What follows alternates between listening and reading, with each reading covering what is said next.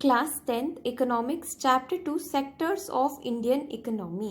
इस चैप्टर में first basic concept जो हम देखेंगे वो है इकोनॉमिक एक्टिविटीज़। क्या होती हैं economic activities? Activities undertaken to earn money, ऐसी एक्टिविटीज़ जिनसे मनी जनरेट होती है। Activities that generate money are known as economic activities. जैसे अगर किसी का बिजनेस है तो उससे मनी जनरेट हो रही है, वो एक इकोनॉमिक एक्टिविटी है। अगर कोई वर्किंग है, मतलब सर्विस सेक्टर में है, अपनी सर्विसेज दे रहा है, कहीं जॉब कर रहा है, उससे भी मनी जनरेट हो रही है, ये भी एक इकोनॉमिक एक्टिविटी है। अब चैप्टर का नाम है सेक्टर्स ऑफ इंडियन इकोनॉमी। तो कितने सेक्टर्स हैं हमारी इकोनॉमी में? हमारी इकोनॉमी में 3 सेक्टर्स हैं, primary sector, secondary sector and tertiary sector. सबसे पहले बात करेंगे प्राइमरी सेक्टर की। प्राइमरी का मतलब होता है basic. When goods are produced by exploiting natural resources, this activity is a part of primary sector. जब नेचुरल रिसोर्सेज का यूज़ करके प्रोडक्शन किया जाता है तो वो प्राइमरी सेक्टर का पार्ट होते हैं। अब सवाल ये है कि इसको प्राइमरी क्यों कहा जाता है? कोई रीज़न होगा इस सेक्टर को प्राइमरी सेक्टर कहने के पीछे। इसका रीज़न है because it forms base for all other products. ये बहुत इंपॉर्टेंट है। प्राइमरी सेक्टर में प्रोड्यूस किए हुए गुड्स सेकेंडरी सेक्टर के लिए रॉ मटेरियल का काम करते हैं। बाकी दोनों सेक्टर्स का बेस है प्राइमरी सेक्टर। प्राइमरी वर्ड का मतलब मैंने स्टार्टिंग में बताया था बेसिक, इसलिए प्राइमरी सेक्टर को प्राइमरी कहा जाता है क्योंकि वो बेस है बाकी प्रोडक्ट्स के लिए। सेकेंडरी सेक्टर में जो भी प्रोडक्शन होगा उसके लिए रॉ मटेरियल तो प्राइमरी सेक्टर से आएगा, इसलिए प्राइमरी सेक्टर को बेस कहा जाता है बाकी दोनों सेक्टर्स के लिए। अब प्राइमरी सेक्टर का एक और नाम है agriculture and related sector. Agriculture and related sector इसलिए क्योंकि प्राइमरी सेक्टर की मेजर एक्टिविटी जो है वो एग्रीकल्चर है, इसलिए इस सेक्टर का नाम एग्रीकल्चर एंड रिलेटेड सेक्टर है। ये बात हुई प्राइमरी सेक्टर की। सेकेंड सेक्टर है सेकेंडरी सेक्टर। तो अब इसको थोड़ा डिटेल में देखते हैं। Secondary sector it covers activities in which products of primary sector are used as raw material to manufacture goods. Primary sector का प्रोडक्शन सेकेंडरी सेक्टर के लिए रॉ मटेरियल के तौर पे यूज़ होगा और फिर प्रोडक्शन होगा। जैसे प्राइमरी सेक्टर में कॉटन ग्रो किया तो ये कॉटन सेकेंडरी सेक्टर में रॉ मटेरियल के तौर पे यूज़ होगा जिससे कॉटन क्लॉथ बन सके। सारे प्रोसीजर्स होंगे कहाँ पर? सेकेंडरी सेक्टर में। प्रोडक्शन रिलेटेड जितने भी एक्टिविटीज़ हैं वो सब कहाँ होंगी? सेकेंडरी सेक्टर में। जैसे प्राइमरी सेक्टर का नाम था वैसे ही सेकेंडरी सेक्टर का भी एक और नाम है, वो है इंडस्ट्रियल सेक्टर। क्यों industrial sector? Because it is associated with different kinds of industries. ये सेक्टर इंडस्ट्रीज फैक्ट्रीज से रिलेटेड है, इसलिए सेकेंडरी सेक्टर को इंडस्ट्रियल सेक्टर भी कहा जाता है। अब थर्ड सेक्टर है टर्शरी सेक्टर। टर्शरी सेक्टर बेसिकली सपोर्ट सिस्टम है प्राइमरी और सेकेंडरी सेक्टर के लिए। Activities of this sector help in development of primary and secondary sector. They act as support for production activities. Production activities को support देने के लिए जो एक्टिविटीज़ की जाती हैं वो टर्शरी सेक्टर का पार्ट है। अब क्या क्या एक्टिविटीज़ हैं? ट्रांसपोर्ट, स्टोरेज, कम्युनिकेशन, बैंकिंग, ये कुछ एक्टिविटीज़ हैं जो टर्शरी सेक्टर का पार्ट है। ट्रांसपोर्टेशन कैसे हेल्प करेगा? अज्यूम करो आपने कॉटन ग्रो कर ली है, लेकिन जब तक वो कॉटन फैक्ट्री तक पहुंचेगी नहीं तब तक फर्दर प्रोडक्शन नहीं हो सकता, इसलिए ट्रांसपोर्टेशन की ज़रूरत पड़ेगी।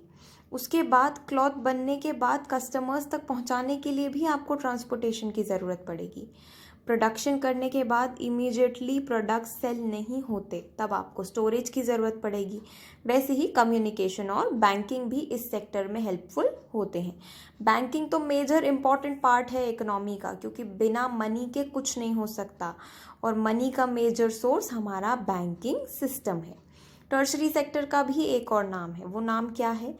Service sector. अगर ध्यान से नोटिस किया जाए तो ट्रांसपोर्टेशन, स्टोरेज, कम्युनिकेशन, बैंकिंग, इन सब में कोई गुड्स प्रोड्यूस नहीं हो रहा है, ये सब सर्विसेज हैं, इसलिए इसको कहा जाता है service sector because they generate services. इनमें से कोई भी एक्टिविटी में गुड्स प्रोड्यूस नहीं हो रहे, सब सर्विसेज हैं, सर्विस ओरिएंटेड एक्टिविटीज़ हैं, इसलिए टर्शरी सेक्टर को सर्विस सेक्टर कहते हैं। अब चलते हैं इस चैप्टर के नेक्स्ट टॉपिक की तरफ, कंपेयरिंग द थ्री सेक्टर्स। इस टॉपिक को शुरू करने से पहले एक क्वेश्चन हम देखेंगे जिसका आंसर हमें इस टॉपिक में मिलेगा। How do we count the various goods and services produced in each sector. हमने 3 सेक्टर्स की बात की थी, तीनों सेक्टर्स में या तो गुड्स या सर्विसेज प्रोड्यूस हो रही हैं, तो काउंट कैसे करें। हमें पता तो होना चाहिए ना कि हमारी कंट्री में, हमारी इकोनॉमी में कितना प्रोडक्शन हो रहा है, कैसे काउंट किया जाए। काउंट कैसे करेंगे? with the help of value of goods and services। Value of goods and services, हमने बात करी वैल्यू की। वैल्यू मतलब मॉनेटरी वैल्यू। यहाँ जो वैल्यू वर्ड है वो किसके लिए यूज़ हुआ है? मॉनेटरी वैल्यू के लिए। इसका मतलब आप उसकी मनी वैल्यू को ऐड करोगे। Value of goods and services are added up, quantities को ऐड नहीं करना है। सोचो, क्या आप वीट और राइस की क्वांटिटीज़ को एक साथ ऐड करके कह सकते हो टोटल प्रोडक्शन इतना हुआ है? बिल्कुल नहीं, वो सेम क्वांटिटीज़ नहीं हैं जो ऐड हो सकती हैं। लेकिन अगर ये वीट और राइस की वैल्यू को मॉनेटरी वैल्यू में चेंज कर दिया जाए तो हम उसको आसानी से टोटल कर सकते हैं और गुड्स और सर्विसेज की वैल्यू पता कर सकते हैं बहुत ईजीली, कोई प्रॉब्लम नहीं आएगी। नेक्स्ट कंसेप्ट है इंटरमीडिएट गुड्स और फाइनल गुड्स का कंसेप्ट। इस कंसेप्ट को समझने के लिए सबसे पहले एक एग्जाम्पल देखेंगे। हमारे पास वीट है, वीट किस में चेंज हुआ? फ्लावर में चेंज हुआ और उसके बाद बिस्किट्स बने। ठीक है, वीट की कॉस्ट क्या थी? 8 पर केजी। वीट हमने फ्लावर में चेंज किया 10 पर केजी। अब ध्यान रखना कि ये 10 पर केजी में वीट की कॉस्ट ऑलरेडी इंक्लूडेड है। ठीक है, अब ये फ्लावर में शुगर और ऑयल ऐड करके जो भी प्रोसीजर करना है करके बेकरी में बिस्किट्स बन गए हैं। 15 रुपीज़ पर पैकेट, टोटल 60 रुपीज़ का बना है वो बिस्किट। ठीक है, अब वीट और फ्लावर जो हैं वो हैं हमारे इंटरमीडिएट गुड्स। इंटरमीडिएट गुड्स मतलब वो गुड्स जो फाइनल प्रोडक्ट्स नहीं होते हैं लेकिन फाइनल प्रोडक्ट्स में यूज़ किए जाते हैं। ठीक है, ये जो बिस्किट बना है ये है हमारा फाइनल गुड। फाइनल प्रोडक्ट जो है बिस्किट है।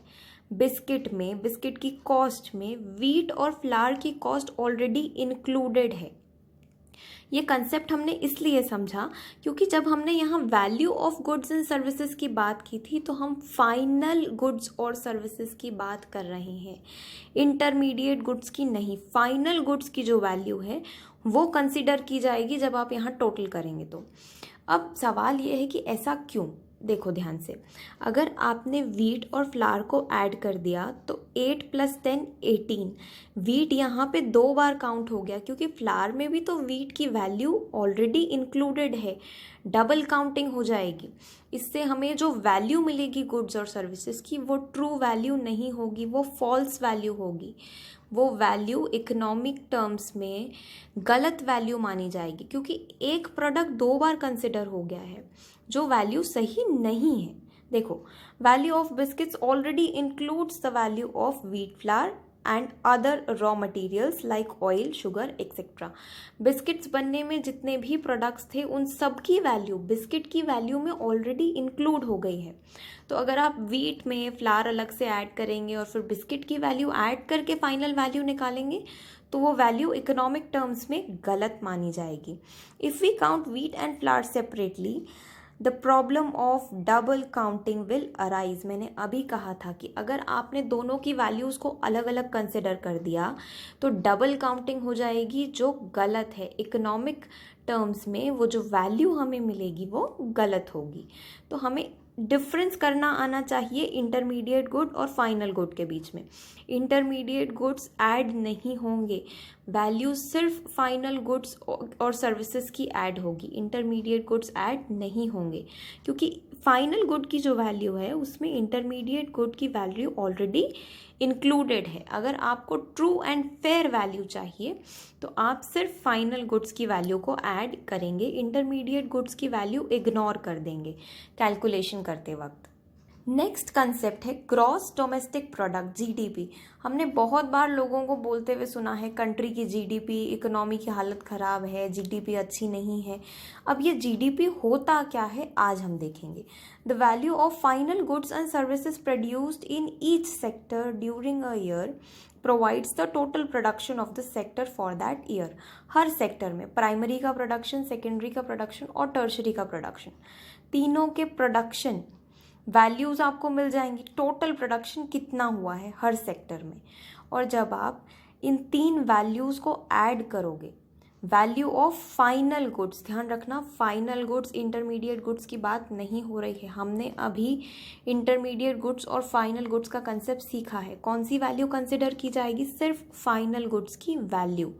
हर सेक्टर में जो फाइनल गुड्स और सर्विसेज की वैल्यू है उसको जब हम ऐड कर देंगे, total sum total of production of all the three sectors, तीनों सेक्टर्स में प्राइमरी, सेकेंडरी, टर्शरी, तीनों सेक्टर्स की प्रोडक्शन का टोटल जीडीपी होता है। एक कंट्री की जीडीपी क्या है?